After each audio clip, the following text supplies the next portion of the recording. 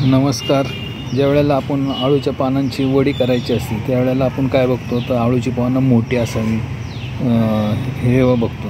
पण तसं काय आळूची पानं मोठी असली काय आणि बारीक असली काय असं काही फरक पडत नाही. शक्यतो मीडियम साईजची किंवा बारीक असली तरी चालतात की जे त्याला वळकटी करायला सोपं जातं. म्हणून आळूची पानं ताजी असावी आणि अशी लांबच पाहिजे असं काय मोठी पाहिजे असं काय त्याच्यामागं हे नाही की शास्त्र नाही किंवा आग्रह धरायचा नाही की पानं जशी असं मीडियम. उलट जितकं पान चांगलं फ्रेश असेल त्याचं ते वळकटी करायला आहे ना तुम्हाला हे सोपं जातं हे असं. आणि हे जे आळूचं पान जितकं म्हणजे आठवड्यातून एकदा तरी त्याच्या आळूची पानाची आपण भाजी किंवा वडी करून आता ह्या आळूची हा वडीचा आळू आहे. ह्याच्यामध्ये अशी त्रिकोणी पान थोडक्यात असं असेल त्या पानाला वडीचा आळू म्हणतात.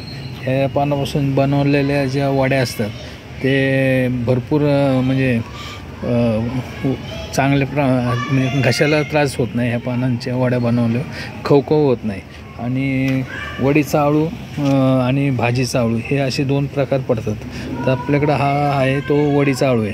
आणि तुम्ही जितकं वडीचा आळू आता हा पण बघा कसला भारी पान आहे आणि वडी बनवायला पण इतकं छान जातं आहे याच्यामध्ये.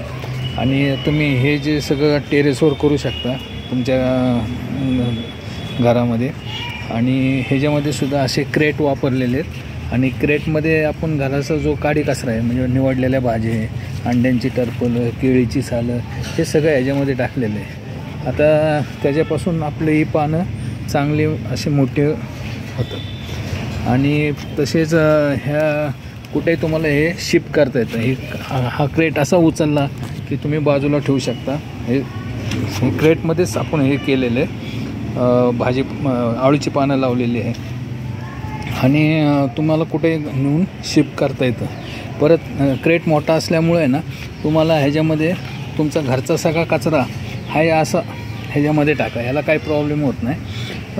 अशी कीड लागत नाही. उलट ह्याच्यामध्ये चांगली गांडुळांची वाढ होती आणि दिसायला पण चांगलं असतं.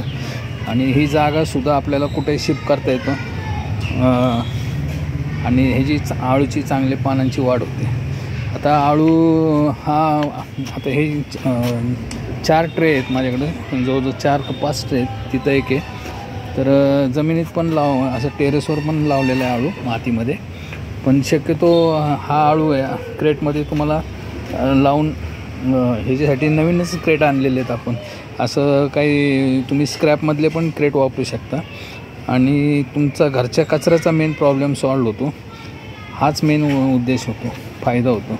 त्यामुळं क्रेटमध्ये लावलेलं कधी पण चांगलं. अशी ही बहुगुणी आळू आपल्या टेरेसवर आपल्या बागेत आपल्या परसबागेत नक्कीच असावी. धन्यवाद.